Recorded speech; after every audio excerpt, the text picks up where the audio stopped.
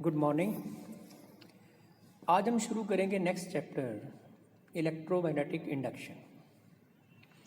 1831 में फैराडे ने और लगभग उसी टाइम पे हेनरी ने, जो कि अमेरिकन था और फैराडे जो था वो ब्रिटिश था, उन्होंने एक ऑब्जर्वेशन ली कि जब किसी कुंडली के पास किसी चुंबक को तेज़ी से लाते हैं तो इस कुंडली में धारा जो है वो बहती है। इसको फैराडे ने इलेक्ट्रोमैग्नेटिक इंडक्शन कहा, विद्युत चुंबकीय प्रेरण। कुंडली में जो विद्युत वाहक बल प्रेरित होता है उसे इंड्यूस्ड ईएमएफ कहा और जो करंट चलता है उसको प्रेरित धारा कहा। फैराडे की जो ऑब्जर्वेशंस थी वो कुछ इस तरह की थी कि धारामापी में विक्षेप तब तक रहता है जब तक चुंबक गतिशील है। चुंबक के स्थिर हो जाने पर विक्षेप जो है वो शून्य हो जाता है।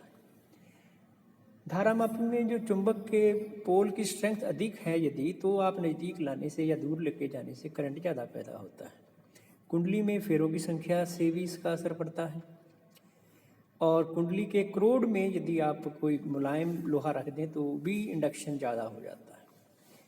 चुंबक को कुंडली के दूर और नज़दीक जितनी तेज़ी से लाया जाता है उतना ही तेज़ी से धारामापी में विक्षेप उत्पन्न होता है, ज़्यादा पैदा होता है।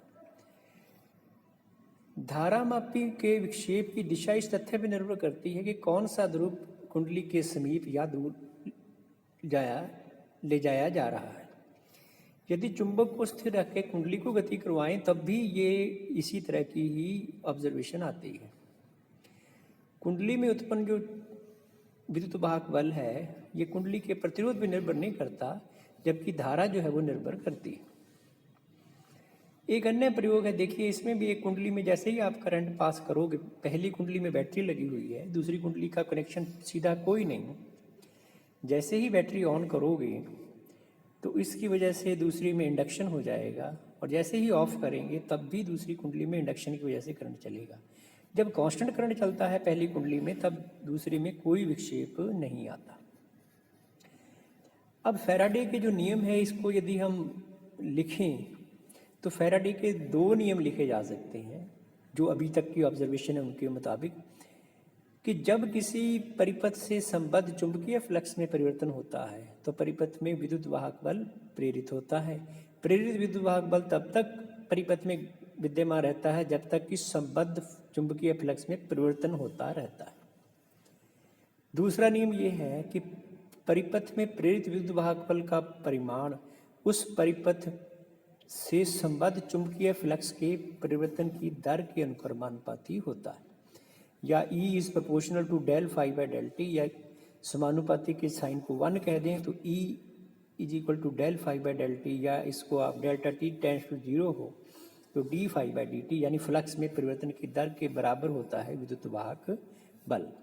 विद्युत वाहक बल को हम वोल्ट में मापते हैं और फ्लक्स जो है वो वेबर में आएगी।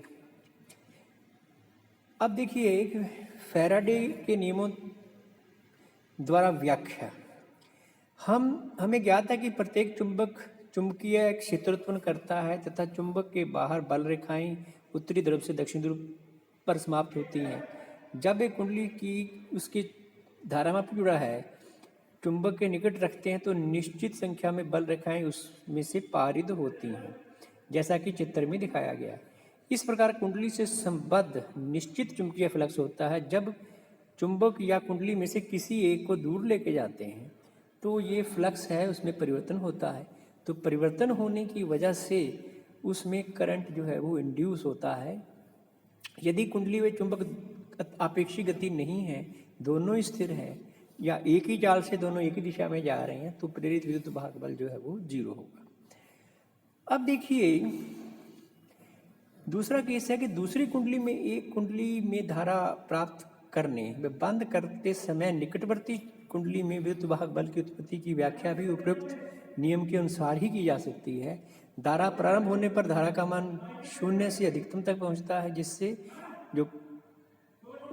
जो फ्लक्स है वो 0 से मैक्सिमम पहुंचती है और ये 0 से मैक्सिमम जो पहुंचना है इसी की वजह से फ्लक्स में परिवर्तन होकर के करंट जो है वहाँ पे इंड्यूस होता है।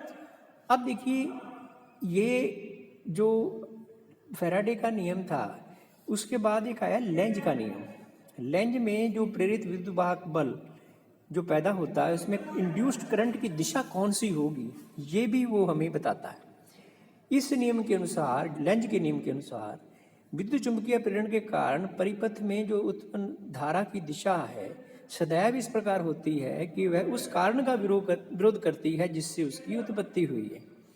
अतः एक चुंबक के उत्तरी ध्रुव को धारामापी से जुड़ी कुंडली के समीप लाते हैं तो कुंडली में प्रेरित धारा ऐसी दिशा में प्रवाहित होगी कि कुंडली की उत्तरी ध्रुव के सामने वाली कुंडली का तल उत्तरी ध्रुव के समान व्यवहार करे। अर्थात चुंबक की ओर से देखने पर कुंडली में जो दिशा है वो कुछ इस तरह की होगी कि सामने वाला उत्तरी ध्रुव ही बने। और इसी तरह से जब आप उत्तरी ध्रुव को दूर लेके जाते हैं तो दूर जाने का विरोध कुछ इस तरह से होगा कि ये साउथ की तरह बिहेव करे। तो इसलिए जो करंट की डायरेक्शंस हैं वो दोनों केसेस के अंदर अलग अलग होंगी। और उल्टा भी सही है कि यदि आप साउथ को नज़दीक लेके आए तो कुंडली का फ्रंट सिरा जो है वो जो साउथ को फेस कर रहा है तो वो साउथ की तरह बनेगा जिसकी वजह से करंट आएगा। और इसी तरह से जब साउथ दूर जाएगा तो भी उसका विरोध करेगा, यानी नॉर्थ बन गया। अब इस नियम को, जो लेंज का नियम है, इसको हमने मैथमेटिकली कुछ इस तरह से लिख सकते हैं कि प्रेरित विद्युत वाहक बल इक्वल टू माइनस d∅/dt। ये माइनस का साइन ये इंडिकेट करता है कि ये उस कारण का विरोध करता है जिससे यह उत्पन्न हुआ है।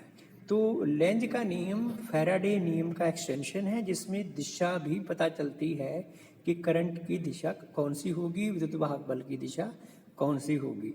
जबकि फैराडे नियम जो है वो सिर्फ इतना बताता है कि विद्युत वाहक बल जो पैदा होगा वो फ्लक्स में परिवर्तन की दर की समानुपाती होगा। तो यही इन दोनों में अंतर है। अब इनमें से संबंधित कुछ न्यूमेरिकल्स वगैरह हैं वो हम करेंगे नेक्स्ट टाइम।